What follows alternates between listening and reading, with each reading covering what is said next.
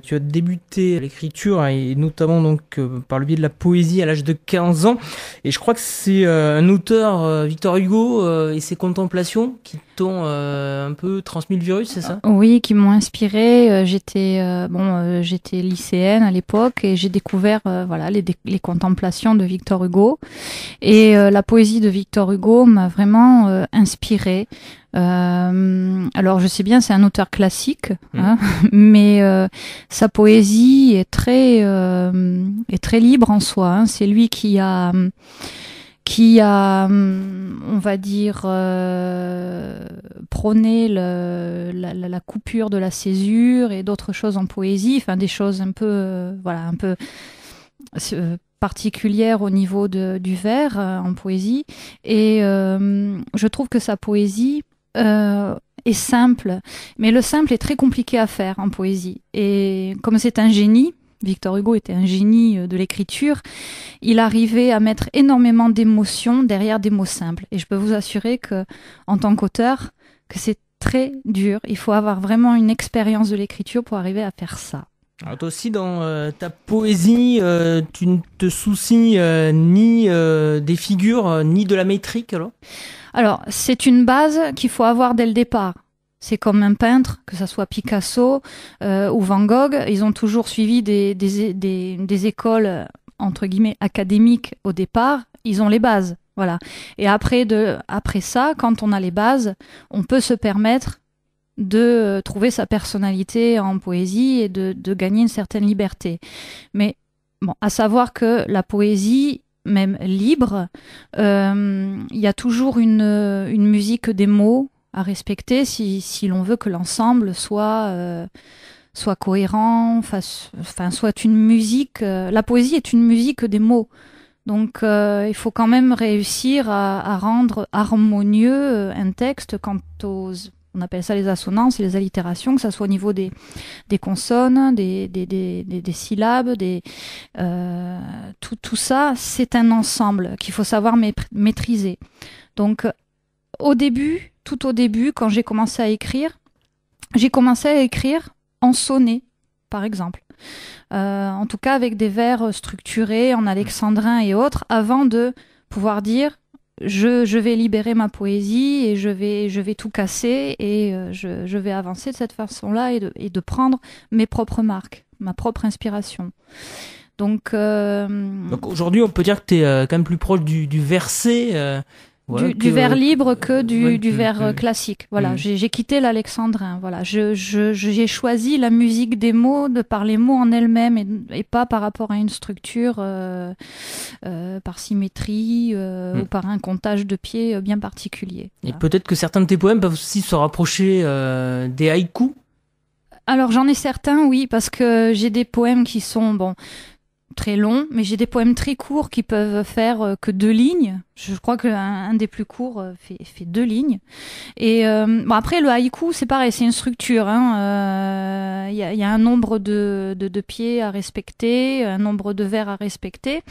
Mais en tout cas, dans le principe, dans le fondement de l'inspiration et de l'éphémère et du côté spontané, on pourrait, oui, rapprocher certains de mes poèmes, enfin en tout cas les plus courts, des haïkus, oui, effectivement. Alors est-ce qu'on peut dire, Mariette, que tu es une poétesse d'avant-garde, engagée ou naturaliste? Alors, je crois que c'est un peu tout en même temps. Engagée, oui, d'une certaine façon. C'est-à-dire que ma poésie dénonce pas mal de choses sur la société d'aujourd'hui, sur les rapports un peu compliqués entre les gens, la guerre, enfin tout ce qui peut arriver un petit peu en ce moment, un peu on est un peu dans la décadence. Et d'ailleurs, un des textes les plus connus, le clown révolutionnaire. Le clown révolutionnaire. Un bel exemple. Bon, ça pour l'écriture, oui, c'est clair que c'est un clin d'œil aux académiciens et justement à toute leur structure et leur ancienneté par rapport à la poésie.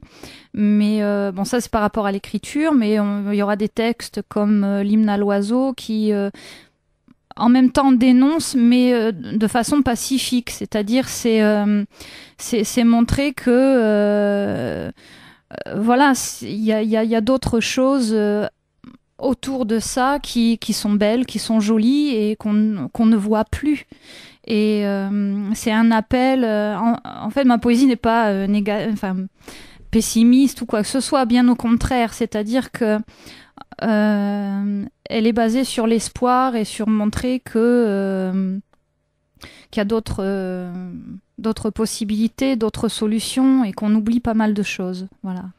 Alors, donc tu aimes à dire que pour toi la poésie, ça sert à exorciser aussi pas mal de choses. Alors, est-ce que la poésie, ça peut être aussi pour toi parfois un cri désespéré, parfois un cri libérateur, alors ? Oui, les deux en même temps. C'est-à-dire que la poésie, bien sûr, c'est un exorcisme, puisque la poésie, c'est l'expression de l'âme, c'est l'expression des sentiments. On n'est pas dans la prose. La prose, elle, est descriptive, anecdotique. La poésie, elle parle à l'âme directement. Donc, chaque poème que j'ai pu écrire, bien sûr, a un côté personnel, intimiste, de tout ce qu'on peut avoir vécu dans sa propre vie, mais qui fait appel aux émotions et à des émotions que tout le monde peut ressentir. La poésie, je sais pas, par exemple, je regardais l'autre jour un film qui a déjà quelques années sur Camille Claudel. Ces sculptures, c'était issu d'un vécu par rapport à un amour déçu, par rapport à Rodin. Donc, elle s'était représentée dans ces sculptures vieilles, avec des lambeaux, un corps maigre, etc., appelant l'homme ou le ciel, enfin peu importe. Et alors bien sûr, il y a un côté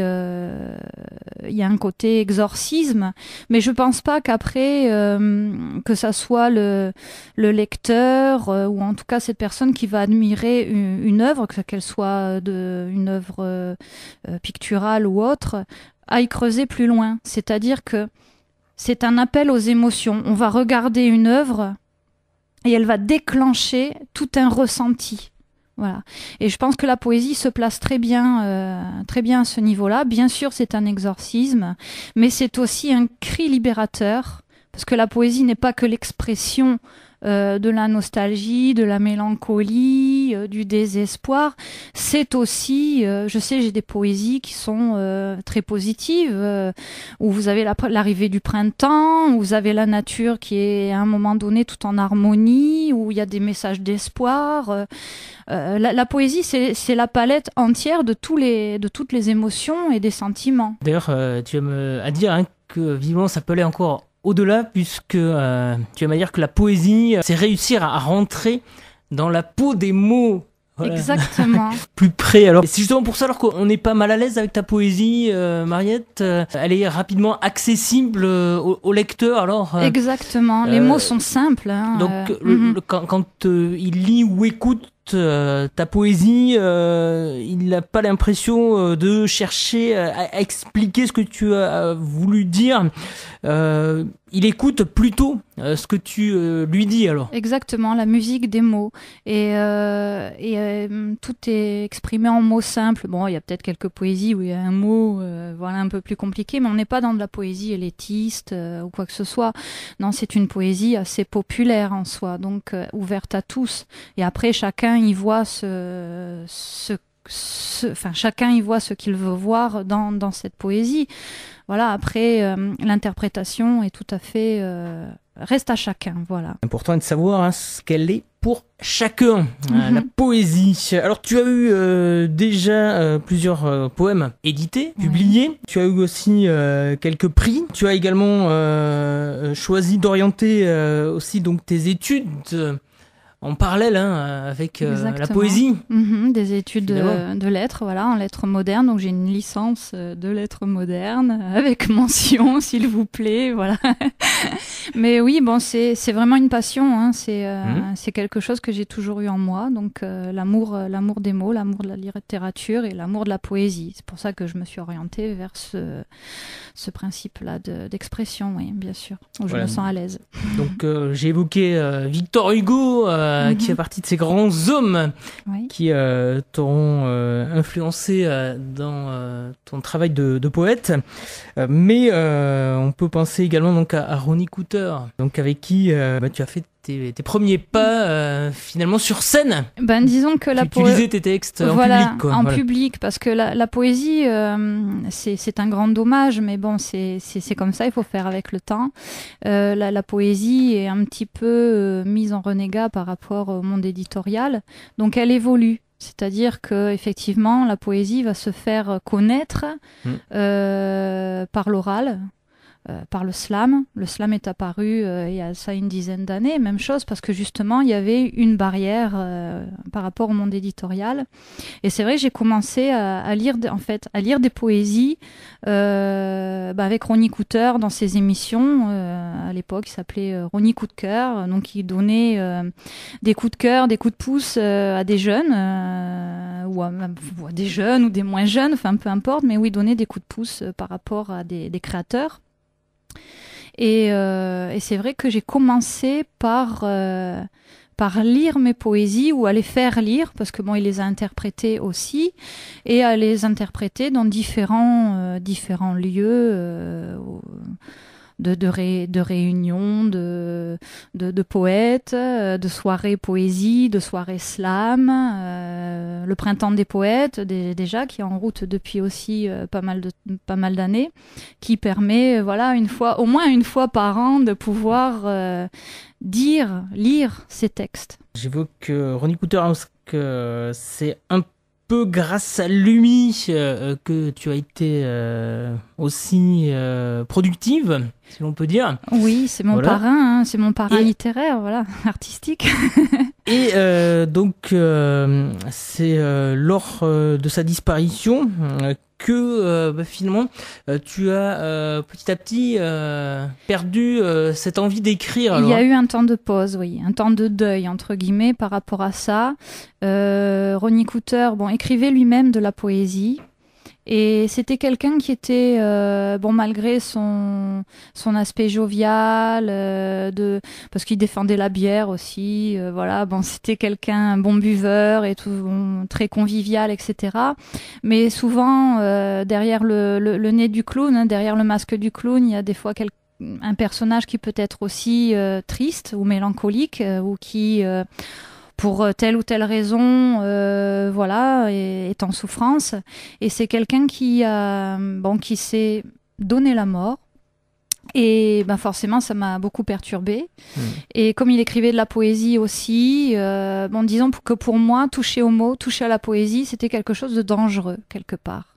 Parce que aller au plus profond des mots, c'est aller au plus profond des sentiments, c'est aller au plus profond des émotions, aller au plus profond des fois de son désespoir pour sortir quelques mots inspirés. Et ça m'a fait peur. Oui, j'étais jeune à l'époque et j'ai dit oula, c'est vers quoi je me dirige en écrivant comme ça de la poésie. Et c'est vrai qu'il y a eu un temps de pause par rapport à ça où j'ai posé la plume. Oui.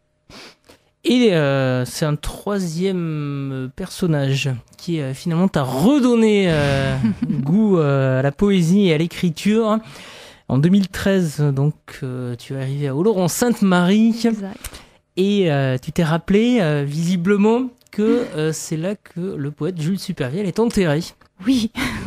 Bon, après, j'ai pas choisi Oloron exactement parce que Jules Supervielle était à Oloron, mais bon, c'est un hasard de la vie. Oui, c'est une grande découverte. Donc, bien sûr, je me suis renseignée par rapport à tout ça. Il y a même une association, Jules Supervielle, qui défend la mémoire de ce poète. Oui, pour laquelle tu es venu lire des textes, d'ailleurs. Exactement, oui, c'était il y a 2 ans, il me semble, oui, à l'auditorium où on avait fait une soirée, voilà, avec des lectures de poésie. Il y avait Ashkatou qui était là aussi, voilà.